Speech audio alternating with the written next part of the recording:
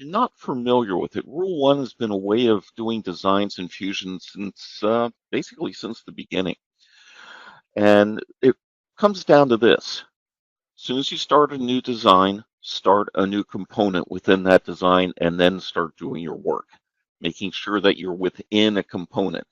Over here on this illustration, this caster body is activated and I'm doing the work on that caster body, and you can see, barely see, it's really small on the screen, that I'm in that purple timeline only as opposed to the overall timeline for the design.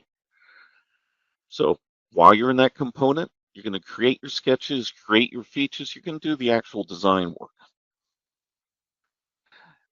Then you go back, activate that top level or whatever appropriate level of the browser, how high up you need to be in the chain, start another component and repeat. Basically, you build out your design there. What's not mentioned here is you can also link in external files to build a more and more complete design. And why? Why is this such a big deal? Well, this way, with this workflow, each individual component within design owns its own sketches, its features, those extrusions and revolves, the holes, etc. Instead of those actually being controlled by the overall design file, by that top level browser node. Makes it a lot easier when you need to find the hole that needs to be edited, that it's within the component that the hole actually shows up in. So things line up. The chair base is an internal component, and the swivel casters are all linked in from the outside world. The cylinder is another internal component and not being shown as a seat cushion because it's a really ugly design. That's something I need to put some time in, as time permits.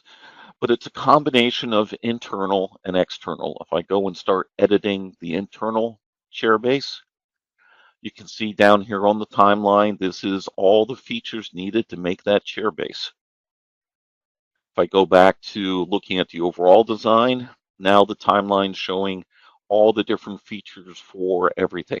And if I hadn't followed Rule 1, all of these holes and sketches and extrusions and so on and so on and so on would actually show that salmon colored title, because they would all be owned by that overall top of the browser node.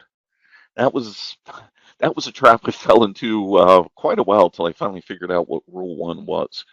So, and yeah, I'll be honest, I found out by listening to people and learning from them. So that's an example of Rule 1.